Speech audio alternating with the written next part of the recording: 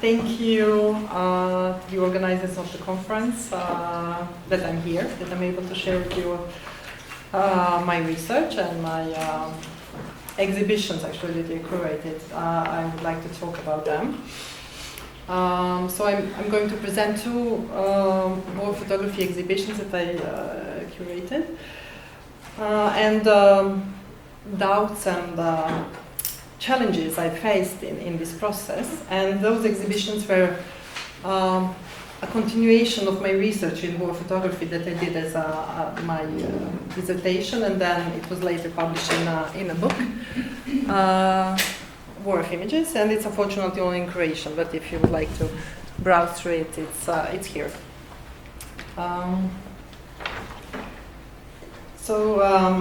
Before I go to exhibitions, I will provide a little bit of introduction in representation of the war in Croatian media, focusing on men and women. Croatian and Serbian media facilitated the escalation of a political conflict into a war, systematically fueled fear and dehumanized the opposed side. In my research, I examined how photography was used to produce desired meaning, and interviewed many local and international photographers to understand the circumstances in which they were working at the time and what sort of challenges they had to face. I was particularly interested in the role of the local photographers because their imagery significantly impacted public opinion in countries in conflict. A large number of local photographers suddenly became war reporters, mostly without intention and without sufficient preparation for what was awaiting them, both in the battlefields and in the fields of propaganda. The only option was to document the events from one particular side, namely their own, which put into question the fundamental journalistic postulate of impartial reporting. Many also had to cope with their patriotic feelings, which necessarily influenced how they represented the events in their photographs. Photography played a particularly important role in constructing the image of the heroic soldier in the media. Photographs of soldiers in Croatian and Serbian media reflected the values they tried to promote. For both sides, their soldiers were seen as brave, honorable, and fighting for the right cause, and that is how photographers interpreted them. Affirmative representation of one's soldiers was crucial in creating a positive image of the war and influencing public opinion into supporting war efforts. While one's own soldiers were glorified, the soldiers of the opposing side were dehumanized. At the beginning of the conflict, Croatia didn't have an army of its own. It was based on police forces, and so the image of the soldiers was yet to be constructed. So the Croatian soldiers who mainly at the beginning of the war actually bought their own uniforms, sometimes bought their own weapons, started producing their own image. And it's often based on pop culture and comics. It's also largely influenced by the football fan culture. So you can see some of those examples in those images I'm going to show. And of course, the images that was published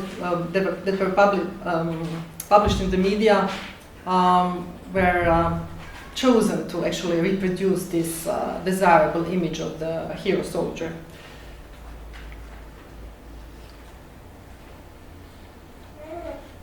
So Croatia wanted to be seen as a modern, progressive, and democratic new state, as far as possible from socialist Yugoslavia. Croatian soldiers looked up to Vietnam heroes from American movies, and Croatian photographers and media played along. So here you can see some examples of the of these heroic soldiers, and the ones are really funny. So you can recognize, of course, the Vietnam War was present in the movies, and of course the Gulf War was also recently present in the media in 1991. It also reflected in how the soldiers styled themselves. The image of the heroic soldier constructed during the war became part of national identity and a significant obstruction to confronting war crimes committed by the soldiers on all sides. So the soldiers were often also presented like in some gentle moments with like animals or saving children, praying like this. And this is images of Croatian soldiers. This is also Serbian soldiers who were, while Croatian soldiers were mainly trying to look modern, or what was their idea of modern, and Serbian soldiers were maybe replicating more a traditional idea of the heroic soldiers seen in partisan movies. While producing a machismo image of the hero, women were represented in an equally stereotypical way. Female soldiers were rare, and photographers were male, and the media liked to lift them up. However, female soldiers were always associated with a smile, their looks tied to their beauty and metaphorical potential. They were always seen as a depiction of freedom. And I'm not sure if you can read the text, but I can, for those who are in the back, I can read. The first image is captioned, "The Beauty of Freedom," Sanja Kontić, which is the name of the soldier in the image. And the other one says, "A smile walks through the streets of Knin. A beautiful girl can convey it most beautifully." Here is another example of a female soldier, and the text says, "Nena the warrior. Lovely and feminine garb, Nevenka Vujasin Nena proves that even a Kalashnikov in her hand does not obscure a woman's beauty." Other than rare images of female soldiers, women as victims were present in the media. Young women as mothers with small children in their hands, mothers and wives mourning dead sons and husbands, and older women who lost their homes.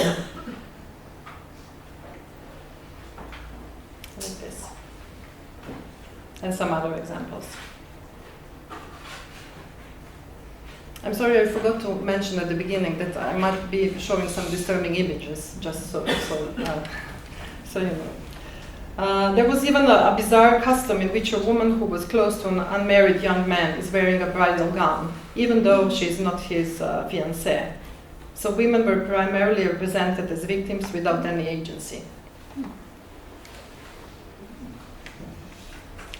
While exploring the collection of war photography at the Croatian History Museum, which was at the time largely uncatalogued, I found images of Đurđica Siplački from Vukovar. She discovered her pocket camera with an unexposed roll of film at the beginning of the siege of Vukovar and started documenting what was happening. She was very sad about the destruction of their newly built house and wanted to preserve what they were going through. She was mostly photographing inside their home and from her doorstep, because going out of the house was always very dangerous. When I talked to her, she said that she regrets that the photograph cannot preserve the hideous smell of gunpowder that was constantly present around her. I am most certain that she feels that smell whenever she looks at those photographs. She photographed the last moments when the siege of Vukovar ended and the Serbian army forced its citizens to leave. Many men were taken prisoners, her brother Darko Siplački included. I was particularly drawn to her photograph of the two packed bags, the only belongings they could have taken when they were forced to leave. She could not take their pre-war photo albums with her, so later she tried to reconstruct family history by copying photos their friends and relatives owned. These images I didn't include in my later in my exhibitions, and I regret that actually. This presentation I was for this conference actually made me look back to my work and research I've done a while ago, and now it made me actually rethink things. And now I regret I didn't put her images actually, and I was focused more on professional photographers and photojournalists, and failed actually to think with an open mind about these images. The photographs taken during the war were significant in shaping how we remember and commemorate war. Those photographs are a foundation for a collective memory. Again, photographs by local photographers were the most present, visible and influential. And here I'm showing an example of an exhibition created to commemorate the 30th anniversary of the war. And that was the exhibition Flashback 91, organized by the Croatian History Museum in Zagreb. And the exhibition showed a selection of 30 photographs presented in a public space. So it was very visible, loud, and present in a public space. And I'm not talking about this exhibition to be particularly critical about this exhibition, but I just to show how war is talked about in Croatia and how it is presented in the public, both in the media and in exhibitions. So you have the idea, and you can see. I mean, I chose this image, a portrait of some photographers who were present, and the curators. They are all male, and in those 30 images chosen, women were also presented. But here are some of the images that were part of this exhibition, and some of them I already showed before. And I must say I'm a bit upset about the first one with a woman sitting in a soldier's lap. But yeah.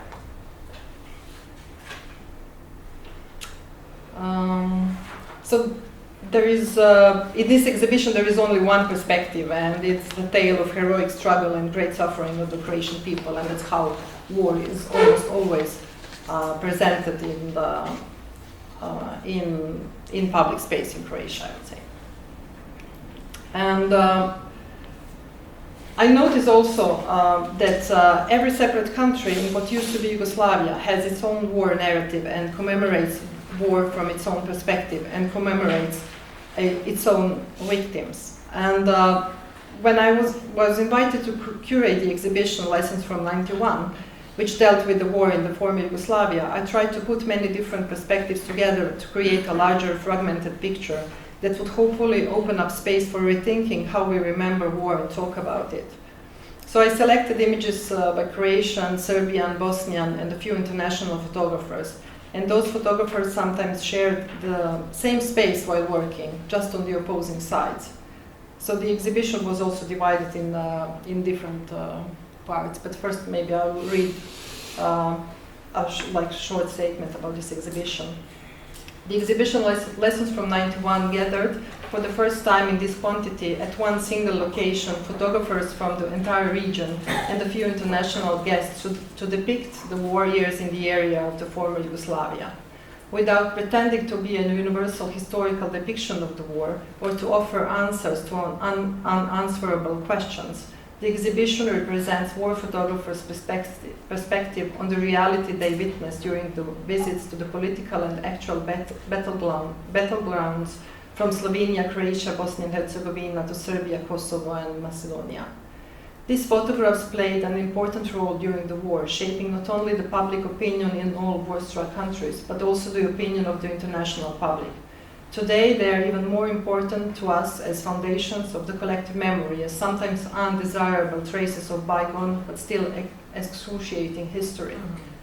Politics defines what we should remember and what we should forget. Hence, the project aims to open space for a different culture of memory, which is not exclusive and national, but includes all the events and victims, no matter from which conflicted sides they come. By confronting photographs taken during the war on all sides, we strive to avoid a single national perspective and open a dialogue about the events. So the exhibition was presented in different parts because I wanted to make like a structure. So it was the beginning of the war, then the refugees, the soldiers, and I also included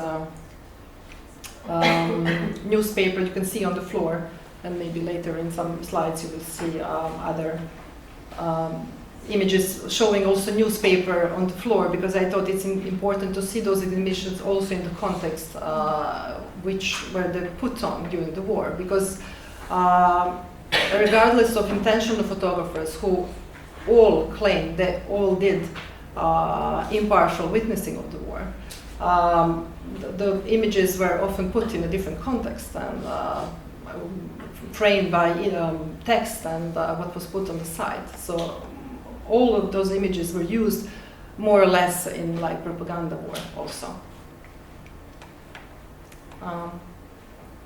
We also made, I think it was interesting setup by the designers from Oaza Collective. And at the opening of the exhibition happened an interesting experiment, which was not intended, but the captions were not delivered on time. So the opening was done actually without any captions, which was kind of shocking for me as a curator of the exhibition when that happened. But it was interesting to see how images worked, put together, and you know, some people commented later that it was a wonderful exhibition without. I believe Donald Weber was then in Zagreb for this festival, Organ Vida, and then he commented that it was a wonderful exhibition because it didn't provide any information, and which contained also. You know, like who is who in the images and so there. So you will look at the images just focusing on what's on the images, and it's very interesting to see it like this. But then I put lots of thought into it because I was thinking, okay, is it the right way to do it like this, like without any context? I mean, people could still know it's war-informed Yugoslavia, so they could maybe recognize by clothes and you know like. But then I realized that the purpose of these exhibitions for me is also to provide some confronting this past, and for me it was important so people can read in the captions who is who in the pictures, but still feel for the people in the pictures, regardless of what nation they are coming from.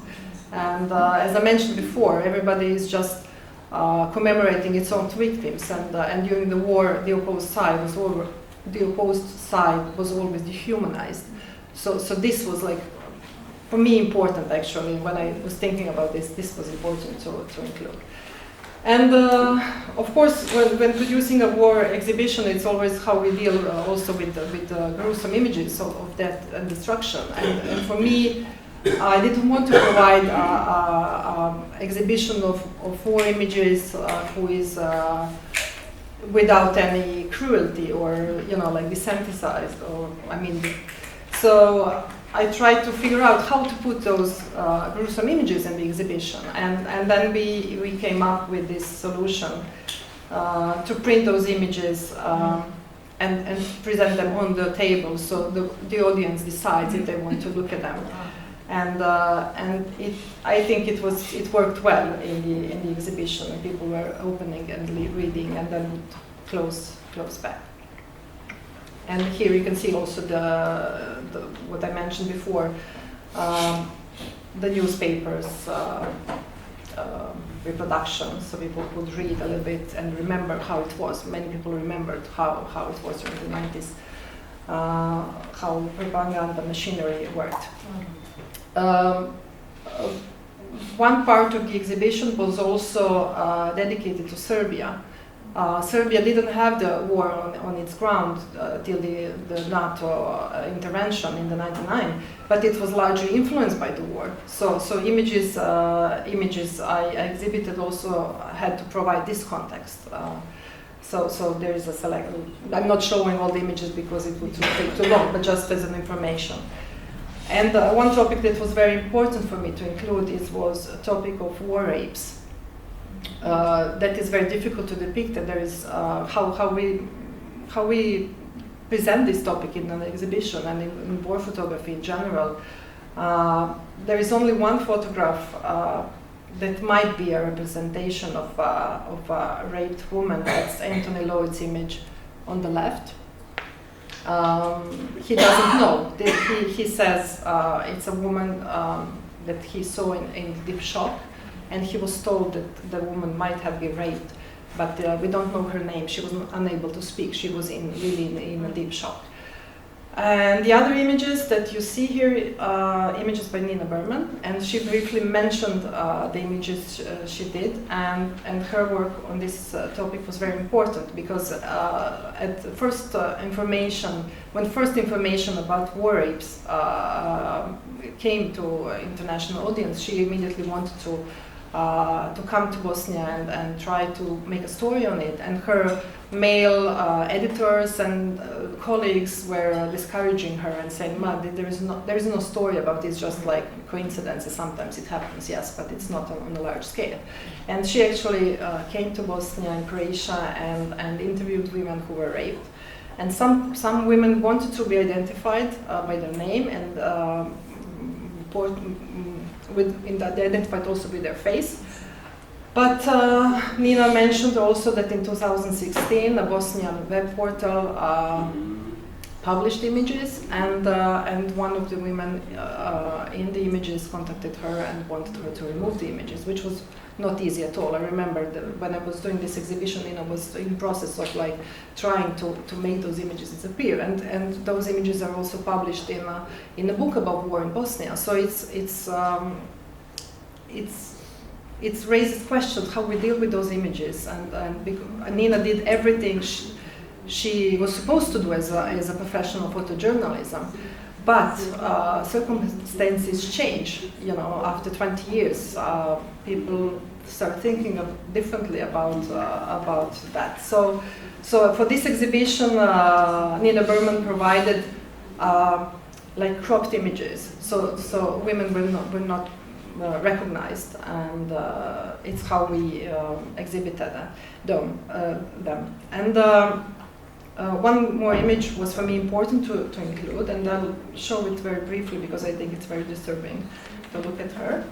It's an image of photographer Darko Bandic, and the woman in the picture is committed suicide. It happened after the fall of Srebrenica. She came as a refugee from Srebrenica with her children, but then later that day she committed suicide, and her name is Farida Osmanovic. And this image, for me, it's also a very strong image depicting female suffering in the war. And I find it really upsetting and touching because it's a woman who took her own life. I mean, in this situation when in the war, everybody just wants to survive. And there is a woman who has no hope. She could not cope anymore. So she took her own life. This exhibition, yes, one more thing to say that I also included in this exhibition images of post-war images. Okay, to hurry up. The images of mass graves, so post-war images, but now I'll have to be quick. So here is quickly another exhibition I was invited to do. It was an exhibition about war in Croatia, specifically for the privately owned Image of War Museum in Zagreb, who was opened in 2018 and unfortunately already closed because of it was an earthquake in the between, and it just and COVID and all that, so the museum was closed, but hopefully we'll make an online exhibition that's going to be present. And the exhibition also was of course I had the same goal, not to include different perspectives, and it was a bit more difficult, I would say, providing this exhibition for specifically Croatian audience in Croatia. And for me it was very difficult and emotional to make this exhibition. And I also had the same method and included images from Croatian, Serbian, and some international photographers to provide different perspectives. And but I wrote before about this impartial witnessing of war photographers, which I don't think is so impartial, but I'm not going to go. But so in this, the title of this exhibition was Up Close and Personal, and we included also some stories written by, or like short excerpts from interviews from the photographers. where they speak about their experiences during the war. And because we don't have much time, so I won't let you read everything. Part of this, not of this exhibition I curated, but part of the museum in the basement was a witnessing. I mean, they invited people on social media to send their stories from the war. And because it was on social media, lots of young people actually responded and sent their children in that time, but they remember sitting in basements, and so it was nice. It was nice addition. But what struck me in this is that how a certain population doesn't feel invited in this discussion, and it's a Serbian population in Croatia.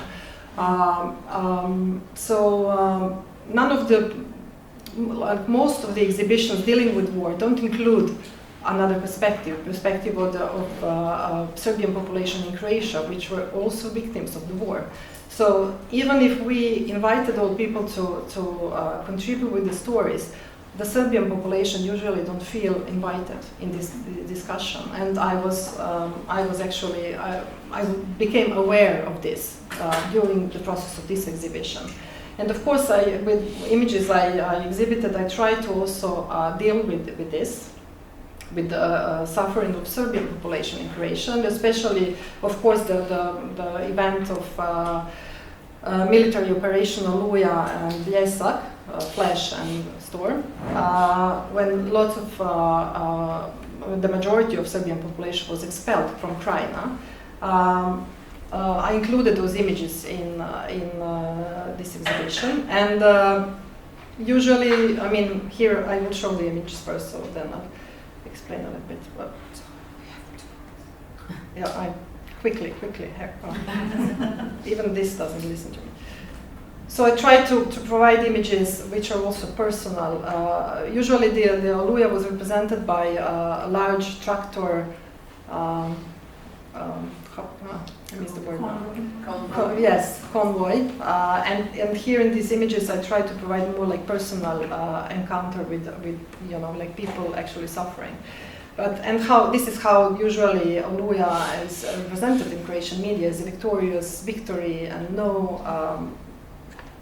not very showing any suffering of the other side actually. And the last thing.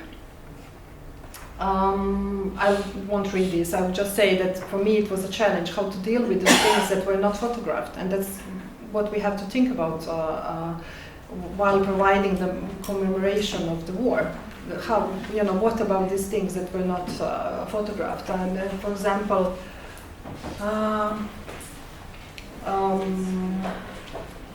evictions, persecutions on unwanted journalists, people who were fired from their workplace because of the wrong nationality, people who were killed on their doorsteps, and so on. So it's very difficult, and I tried to find a way to deal, especially with one event of the war that was very well known, the killing of the family Zec. The father was killed on the doorsteps while mother and the daughter were witnessing. So they were taken and killed on the hill above Sljeme, here in Zagreb. And there were no images, of course, of this event. I refused to exhibit forensic images of the event, and I didn't find a way to actually talk about this event in images. And I asked one photographer who I knew had an image of a burned down this hiking lodge. But he refused because he immediately knew why I'm asking this, and he is a photographer who is nationalistic, so he refused to give me this image.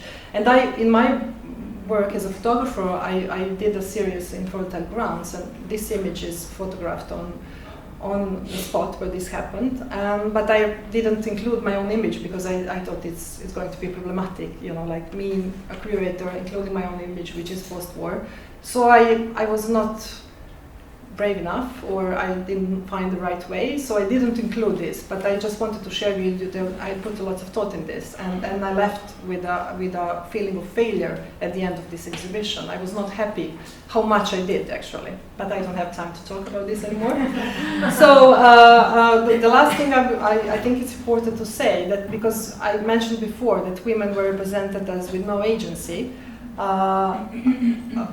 one aspect was, women were very visible as activists, actually, both during the war and in this process of coming to terms in the past. And here I named just a few organizations who were either only female organizations or feminist organizations, or which are founded and led by women who were very present in the media. And yes, thank you.